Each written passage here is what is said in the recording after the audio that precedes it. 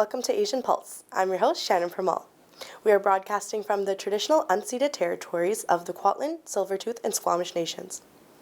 Summer is finally here, and if you're going out in the sun, make sure you apply sunscreen lotion with SPF 30 or more. Reapply as many times as possible if you're in direct sunlight, and keep an eye on the elderly parents, neighbors, and people living alone.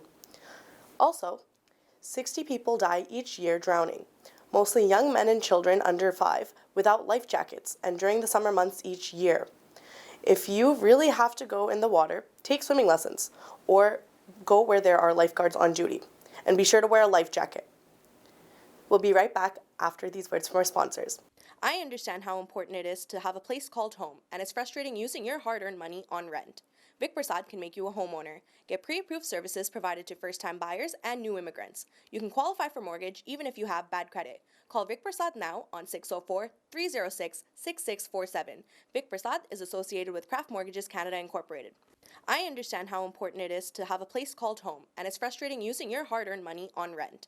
Vic Prasad can make you a homeowner. Get pre-approved services provided to first-time buyers and new immigrants. You can qualify for mortgage even if you have bad credit. Call Vic Prasad now on 604-306-6647. Vic Prasad is associated with Craft Mortgages Canada. For astrology service, life horoscope, and fortune telling, marriage problem, love problem, divorce problem, money problem, personal or business, all types of puja and havan. Call Pandit Lakshminath Guruji 1604-849-4872, serving Alberta and BC. In our studios, we have Nina Randawa to talk about domestic violence. There may have been 2 cases of domestic violence in Langley. 2 women were killed by someone they had a relationship with. And most recently, one in Abbotsford, where a 45-year-old woman was killed by her husband. We'll be talking about it and what you can do in cases of domestic violence and resources. Every 2 days, a woman is killed in Canada in domestic violence. So hello and welcome to Asian Pulse. We are broadcasting from unceded territory of Squamish, Musqueam, and Silvertooth Nation. Having said that, my guests today in the studios are 2 women. And today we're going to be talking about domestic violence. As you all might have heard in the news, last couple of weeks, there have incidents of domestic violence in our city. And 1 out of 2 women in Canada, what does it say? Every 2 days, a woman is killed in the domestic violence or in relationship violence. So every second day, a woman is being killed. That is a sad reality that we live in a very progressive country, but we are still losing our women because are controlled by men, or that's what happens. So here, the experts that are in here, they are here to talk about the crisis line that they have started. And this crisis line is geared mostly towards South Asian, but other cultures as well. And her name is Karamjeet.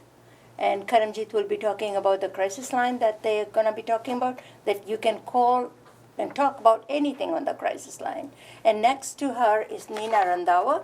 Nina has been doing this work for last 25 years. And she's an activist. She has worked in domestic violence. She has worked in shelters. And she sits on many different boards that want to bring changes so that we as women or our daughters can stay safe. So with that, we should start talking about domestic violence. Do you know if it's still happening? There was in 1990s where women were killed like left, right, and center, our own women. But then for a while, slowed down. But it seems like after the pandemic, things are starting to happen again. So, Nina, I'll let you take on that. It's a sad reality that what we had in the news, that the husband killed his wife, 45-year-old, 2 children. So talk a little bit about that. Thanks, Kamala, for inviting us. I wish we didn't have to talk about this topic, but I think, every time you feel, what we are in 2022, and we're still talking about women being killed, right? So it is sad reality. And women are not safe in their own home. Not at all. The home is supposed to be the safest place for a woman. Yes. So yeah, unfortunately, it is there, and it is not. So when we say domestic, so a lot of time people feel, oh, it's someone else's business, the other home, right? Like say in your neighborhood something's happening, we feel like, oh, the couple's fighting, let's not interfere, right? So I think that's where it starts. I think having the awareness, like what you're doing, Kamala, like what we need to talk about it more, right? I think awareness, that's where it starts with. We hear, unfortunately, a lot of women are being killed, but also how many are being on the street, or they're living because they don't know the options, right? They don't know where to start with. When I've been working in this field, we would see, especially at the transition houses or second stages, we'll see the end, the result. Oh, and yes, that's when yes. everything is gone. And we wanted to work in prevention. So why don't we nip it right at the beginning, right? When these things are happening, the women doesn't even know, oh, is this normal? Yeah, my friend's husband also does it, right? Well, he's not at least hitting me. He's still working, and he is nice sometimes, right? We go out to, barbecues together, so I think there's a lot of that, women get confused, right? So how do we deal with that confusion? So I think the best thing what we do, and I'm sure Karamjit can talk a little bit more about it, that's when we thought about an idea, so women, men, children can just pick up, and I don't even want to call it like a crisis, it's like a helpline. So just pick up, resource line, call it whatever you, just pick up, you have a question, talk to us, and then, we'll deal with the situation at that point. So Karamjit, talk a little bit about the crisis line that anybody and everybody can call and get some information, because even you are not there to give them ideas or what to do, but you are there to listen to them. Sometimes being heard is the most important thing, because who am I going to talk to? I cannot talk to my Puaji, I cannot talk to my neighbor. They might tell my husband, but talking to a strange person on the line, another voice, that is the safest way people can reach out. Sure, yeah. I think I'll pick up where Nina left, going back to the name itself. So we call ourselves helpline instead of crisis, because, I come from a community where there is a lot of stigma around mental health. There is stigma around, domestic violence. There is stigma around calling yourself in crisis. So we don't even acknowledge that we have a crisis. So that's where we wanted to kind of call it helpline, so more acceptable term to our community, so they kind of feel like, I don't have a crisis, so I'm just asking some questions, so playing it a little bit kind of low, right? So that's where we got this name helpline. And Nina and I work together in another organization where I've had the experience of working with women who were, fleeing violence or staying in violence, and poverty law and many other kind of issues, right? So what we figured out, or what we heard, I should say, from our clients and their feedback, was that they were calling the mainstream crisis lines, and not that those services, they're really great services out there. They're doing what they're, trained to do. And what was missing was a bit of that cultural piece, right? Yes. So when they call, the volunteers are asking questions. They're, of course, listening with empathy and non-judgment and everything that they're trying to make the caller feel heard. But they were missing the mark. The mark that they were missing, if someone calls and they're talking about, this is what I do at home, my responsibilities, this is what my husband does.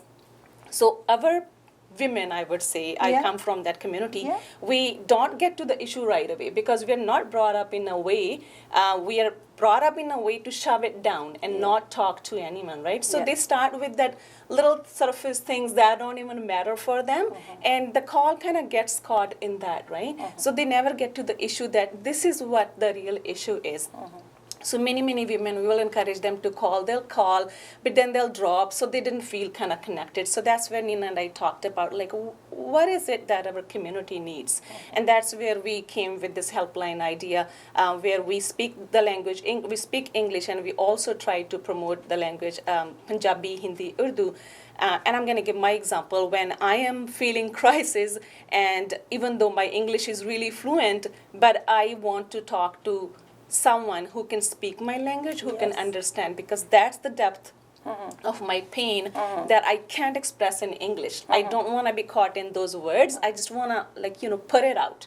So that's where we thought, providing a service where people can speak Hindi, Punjabi, Urdu, English, and we're trying to add more languages as we grow. And that's where we, came up with the helpline. And helpline is open 8 a.m. to 8 p.m. 7 days because, some of the offices, they have limited hours, so people don't know who to call when there is something happening on a Saturday evening. And, sometimes it's that intimidation. They don't want to go into office setting. So another thing with the helpline is it's virtual. People just can call from the comfort of their home, or they went to the library to escape violence, or they just went for a walk, so they can call us from their car. It's pretty safe, and it's very confidential. So when the caller calls, we do not ask them their name. We do not ask them to identify where they're calling from. So what we do is we just, let them know it's confidential, and we check in with them if it is safe for them, if they would like us to check with them to provide follow-up, if it's safe for us to call back. So we check with that. And then we, of course, with an empathetic listening, with non-judgment and trying to validate their emotions, we try to listen where they are at their lives. And again, our idea here is to hear them out and encourage them to come up with their own ideas. Everybody is capable enough, and we are strength-based, so we invite them to come up with what they would like to do next, and we are just there to walk beside them, and that's kind of what we are trying to do with the helpline. That's excellent, the way you put it. Just work through the process. Maybe they are not ready that time, Yes. but if they have the resources, you also provide resources where to go next time if that happens. They are not able to call you, but they are able to escape. And what are the first stage, second stage, providing resources. So Nina, talk a little bit about how important it is for our young men that we as mothers, we as family, we as parents, not only keep talking to the girls all the time. It is so important that our men or the boys need to hear that how should they behave with women. And this starts on the first time when even they go out on dating and all that. Yeah. So, Camilla, I think talking is one, I think we all have got talked at, or we talk to our young boys and girls, but I think it's what they see. I know. Right? I think as a women, we need to set that example, right? So, we had a client who called our helpline, and she was saying she has a boy, and now how she see the exact same traits of the father. Even the boy is loving, he really cares about, because sometimes he just be short-tempered if the food's not on time, and so it's the behavior that is, it's something that he's observed, right? It's that's what he's seen it, right? And It's a learned behavior. That's what they have Because seen. they witness in the house. Yeah. If the And- mother is treated that way in the house by the father or the man, then what do the children know? Right, And they right? think it is their normal. It is, It's yeah. acceptable in their household. And she feel Daddy like- did it, mommy didn't do And anything mom- about and, it. And here, I know our boys, they look up to us as Yeah. their mothers, they look to their sisters, even if they don't say it, but, They do, low key yeah. they do. And, but when they see, but mom's okay with it, she's fine. So, Yeah. it's not that bad, right? So I think that's where it began. So I think as mothers and sisters, and I think we need to start talking about it. We need to acknowledge it, yes, unfortunately, even if you're going through it, but acknowledge it, yes, I'm going through it, but this is not how I want you to behave, right? So that's just, I think, being acknowledged and saying, like, yeah, this is not the safest, right? And then the best thing is if you can show them, yeah, your father or your uncle, this is how they behave, and now there's a consequence. That's why their separation happened. That's why mom had to leave, or that aunt had to leave. And let's support these women in our families who are taking this step, right? Like sometimes a lot of the women who call us, they're okay that they can do it, but they're so worried now what their parents are going to say, now what the society is going to say, right? So they just, like, that's another abuse, right? So they say, okay, at least this is known once I leave, and system too, right? It's not that supportive, but, it's getting, so I think that's where it begins, like, and the other thing I think, let's get these boys involved in something. Like, there are lots of programs. Like, there are dating violence stuff that, in school they come, they talk about. I think we also need to do it at a system level. So right at the young age, get them involved. Let's train them. Get them into doing some volunteer work at shelters or things like that. I think that also really opened the eye. Right? I think that, yeah. And I can add to that, yeah. So again, like going back to like, why do our women not leave, right? It's like in the mainstream, sometimes they get caught in this, like either you stay, that means you're still kind of choosing to stay in the violence, or you leave. But there is that in between. I know. Because we come from a different culture, we have different wiring to say, and there is shame and guilt, right? Yes. And then there's society around us. So going back to the example, like yes, how do we empower, or how do we educate and inform our children? I think it starts in our own houses. So I have a son and daughter, and even though yes, my parents, they raised me in a way that they did think that it was good enough, and I now am aware of how do I raise my children if I'm always asking my daughter to come help in the kitchen, and my son is getting served, so I'm giving him the message, this is the culture and this is how you are privileged to have that treatment. So little things is instead of my daughter, I invite my son to cook in the kitchen with me. And same with my daughter. So, any household task that I feel like a boy can do, my daughter can do. So I'm just reversing the roles in a way that, with that carefulness that I'm not like doing the opposite now, but again, like, giving them that message that we are all equal and we share responsibilities in a household. Again, like, sometimes it's questionable because they're like, how come, grandfather sits around and grandmother serves, but now you're doing it this way. So it's just like it starts in our own homes. And this is how we can educate the women as well. Sometimes they may not be aware of, they're repeating the parenting that they have had. So it needs to shift with that consciousness in mind that these little things, you don't think that, it's doing any damage right now, but you're setting them on a path like, okay, men in our culture have the privilege, they get served, and women get to cook, they take on all those roles. So we have to be really careful, like right from the beginning, from the get-go. And this is how we can all contribute towards prevention. Another thing that I really want to let all our listeners to know that, so, I know there is this, sometimes there's also stigma, these social workers or these support counselors, are they, we don't want to encourage breaking the families, right? Yes. If we can work, like the ideal, like if everyone, I think kids need both parents, but both healthy parents, a set of healthy parents. That's right. And sometimes we do get called where women really want to work on it, right? Say, maybe, she or the partner, one of the partner, it could be either partner. There could be some, undergoing mental health issue, there could be something else going on, addiction. So I think at least by calling us, we will, our volunteers are trained to assess the situation, right?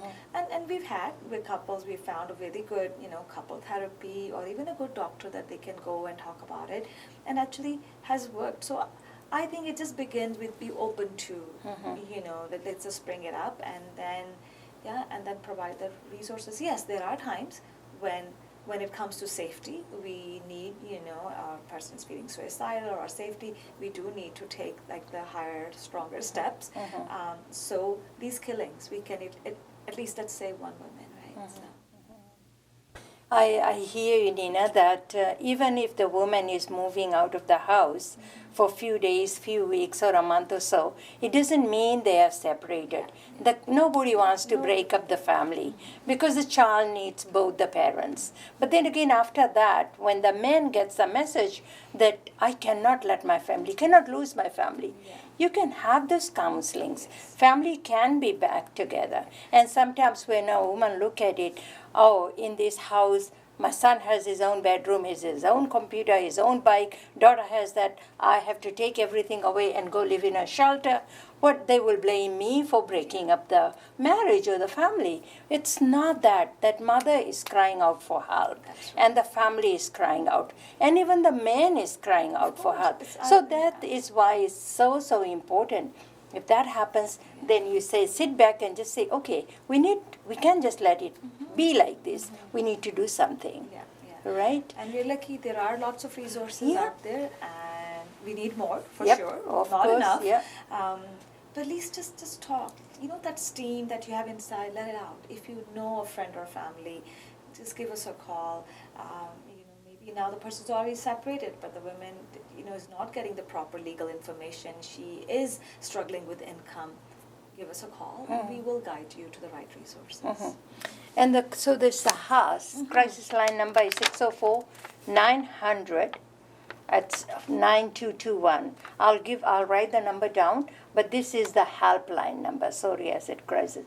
This helpline, somebody would be able to listen on the other side, guide you, give you information. Maybe you don't need the information. Maybe your sister-in-law needs it. Maybe your neighbor needs it. Or maybe somebody that's living in your basement might need it. And everything that they do is kept confidential. Like I say, they don't even ask, what's your name? Where are you calling from? You just need to get this out and get some resources.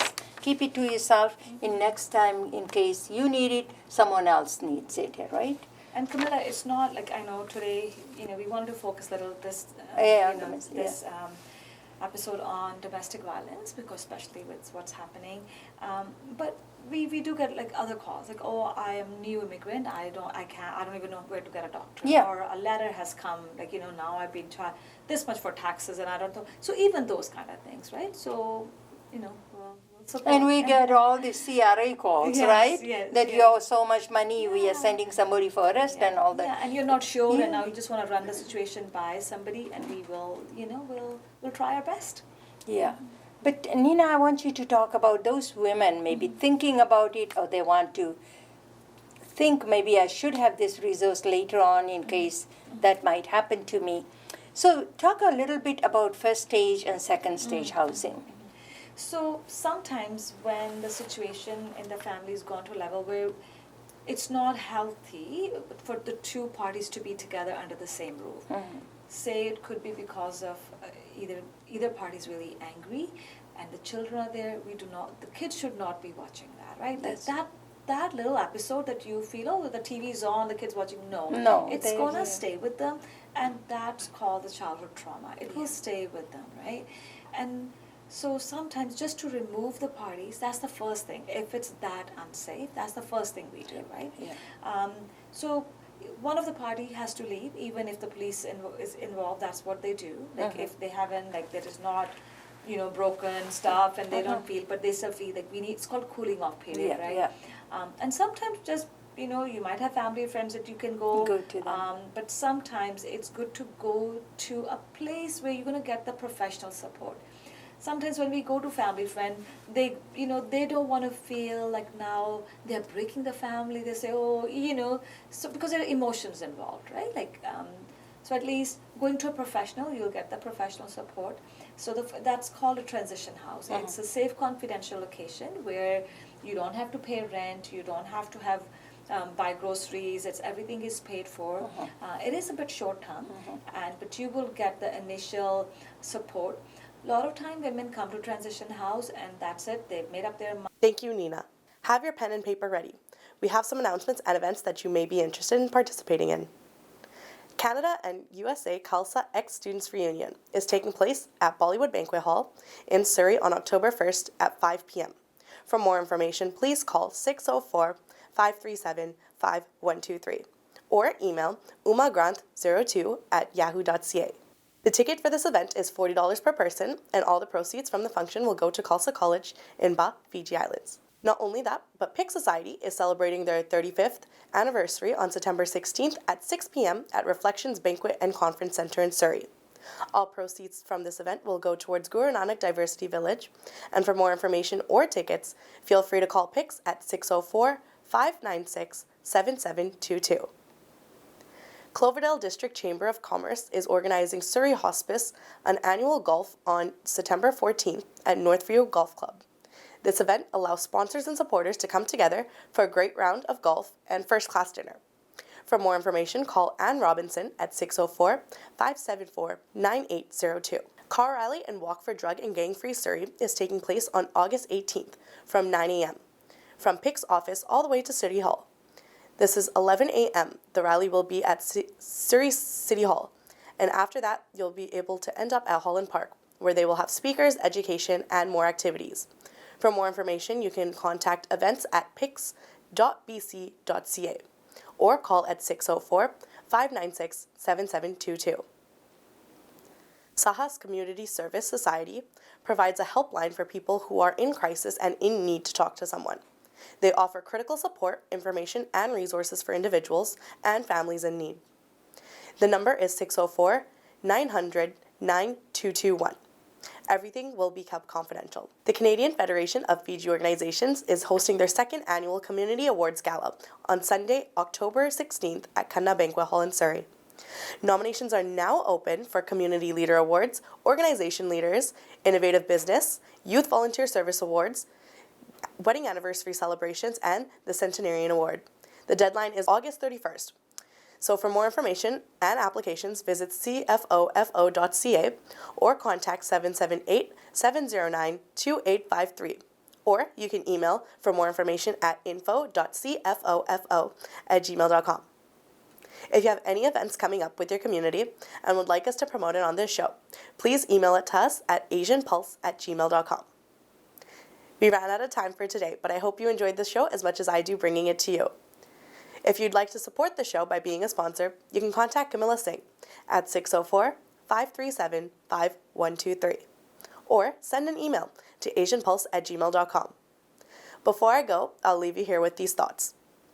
It's amazing how much people can get done if they do not worry about who gets the credit, by Sandra Swiney. If you missed our show today, do not worry, because you can watch it again on Thursdays at 8:30 p.m. and Saturdays at 5:30 p.m. on Channel 4 and Channel 10 if you're in Calgary. Thanks for spending a part of your day with us. I'm your host, Shannon Permal. Stay safe and stay healthy. See you all next week.